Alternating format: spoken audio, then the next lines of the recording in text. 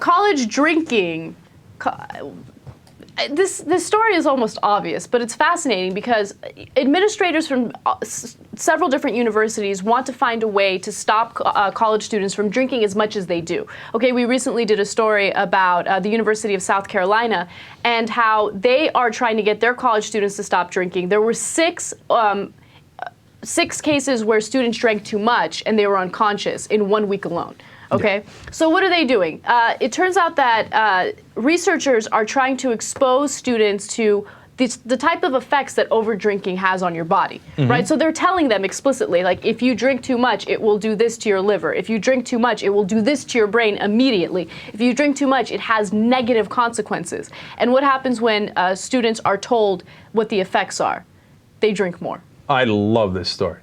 Okay, and by the way, that's not the obvious part, but there are so many other obvious parts to this research. One of the things that they do is, like, they gave the college students breathalyzers, and they're like, now you see all the dangers, right? Now you can test your own breath to see how drunk you are.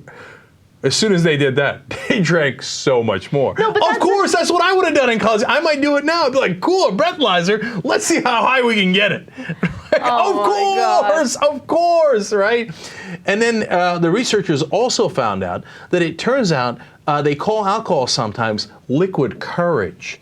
And that the kids like it because it gets rid of their inhibition and they could hook up easier.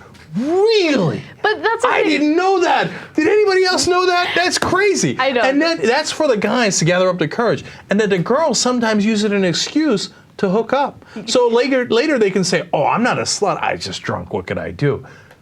Golly gee willikers, I'm really glad they did this research. You know how it is to have sober girls around you. They be acting like they're drunk. Just kidding. Oh, yeah. Okay. Yeah. Yes. I want to bring up a point that our friend gave. This great point that our friend made. He said, first, when you want to hook up with a girl, it's what you got to do. First, you liquor yourself up. Then you liquor her up. Right? Now, this guy's awesome. He's like, look, the key to hooking up with any girl is obviously alcohol. Everybody knows this, right? Now, sure, you should try to do it without alcohol, too.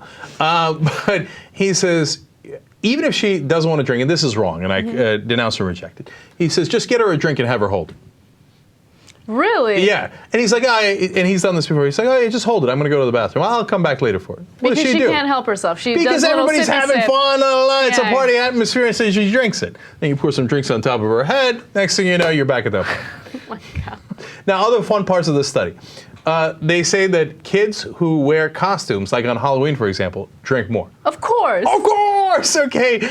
One, they're having fun. Number two, they say specifically in celebratory times, it turns out the college students drink more. Golly gee willikers. Wow, these are the top researchers in the country, right?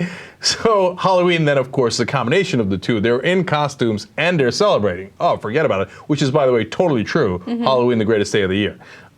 Second of all, they also discovered that if you make the drinks like green, for example, on St. Patrick's Day, They're likely to drink more. they drink more. Third of all, apparently they drink more under all circumstances. Yes. Every result is they drink more, right? But they're like, if it's green beer, they're like, come on, that's not really beer. Oh, breathalyzer. Oh, girls. Oh. Yeah, it's college. Look into it.